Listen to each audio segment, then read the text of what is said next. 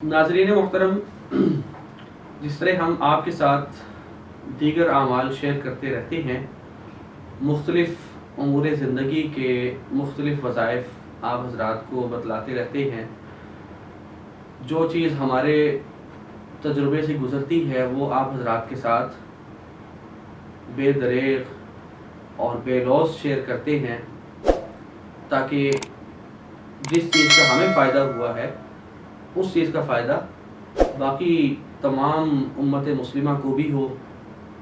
ہمارا وہ بالکل مزاج نہیں ہے کہ اپنا عمل اپنی ذات تک محدود رکھیں، کیونکہ علم جو ہے وہ واحد چیز ہے جو پھیلانے سے بڑھتا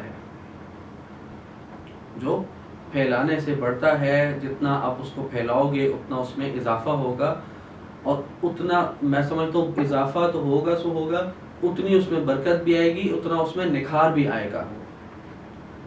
تو جس طرح ہم دیگر امور زندگی کے وظائف اعمال آپ کے ساتھ شیئر کرتے ہیں، آج ہم آپ کے ساتھ ایک ایسے معاملے کا اور ایسے مسئلے کا عمل شیئر کرنے جا رہے ہیں جو آج کل بہت زیادہ ہمارے معاشرے میں عام ہوتا جا رہا ہے، اور اس مسئلے کی وجہ سے بہت سے لوگوں کے گھر ٹوٹ رہے ہیں۔ بعض مقامات پر سننے اور دیکھنے کو ملتا ہے کہ مرد عورت کو خامند اپنی بیوی کو چھوڑنے کو تیار ہو جاتا ہے، اور بعض مقامات پر عورت اپنے خامند کو چھوڑنے پر تیار ہو جاتی ہے، اور وہ ہے اولاد کا نہ ہونا۔ اس کی مختلف وجوہات ہیں۔ اب ایک بندہ اس کے مقدر میں اللہ کی طرف سے اولاد لکھی ہی نہیں ہوئی، تو اس میں کون کیا کر سکتا ہے؟ بنیادی معاملہ اگر دیکھیں تو وہ تو یہی ہے نا کہ کوئی بھی کام ہے وہ اللہ کے حکم سے ہوگا۔ اللہ کا حکم اگر اس میں شامل نہیں ہے وہ کام نہیں ہو سکتا۔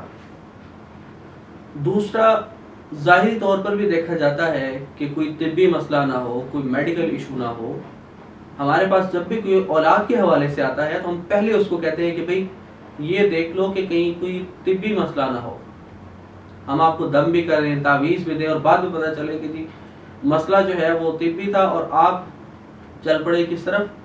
دم تعویذ کی طرف۔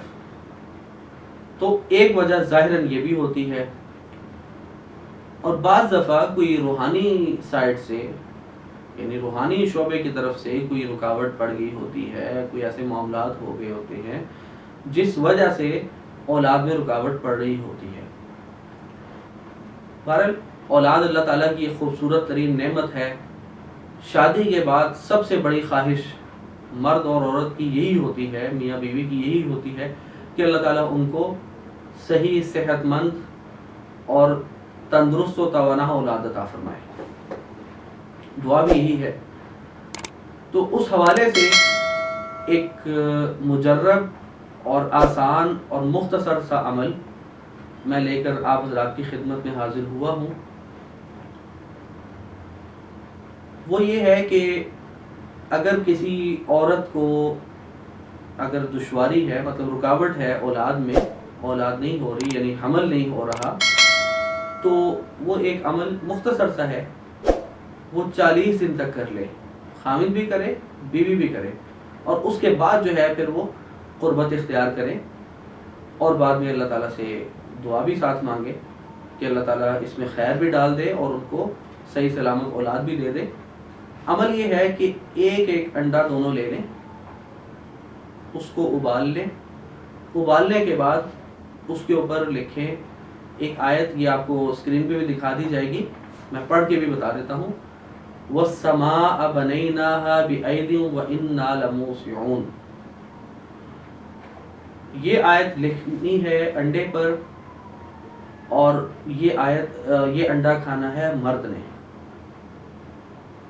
اور اس کے بعد اسی سے اگلی آیت ہے وَالْأَرْضَ فَرَشْنَاهَا فَنِعْمَ الْمَاهِدُونَ۔